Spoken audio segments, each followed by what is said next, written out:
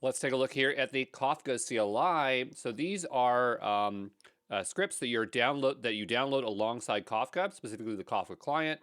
And this is a bit different than other CLI tools because normally CLI tools come as one binary, but this one actually just comes as a bunch of bash scripts. And basically, you will download the Kafka client at /downloads, and you can see there is a lot, a lot of bash scripts. And one that I thought was really interesting is they have one called Trogdor. And if you were on the internet as long as I have, you probably remember Homestar Runner had a character called Trogdor, and so that's their testing framework. But the ones that we'll probably end up using is Kafka topics, delete records, console consumer, console producer. But let's look at some common operations that we use with CLI. The first is creating a topic. So we use Kafka-topics there. And notice that we have to provide it a Bootstrap server endpoint. So this is something we'll end up doing in our labs. Sometimes you see Zookeeper being placed in here.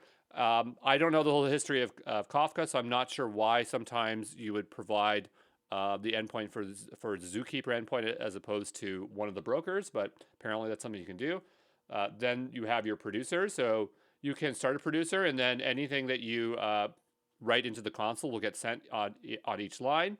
You can just send a single message by passing it as an input. You can provide a file with each line being an event, and it will send them out there. And then the consumer obviously consumes it. So there you go.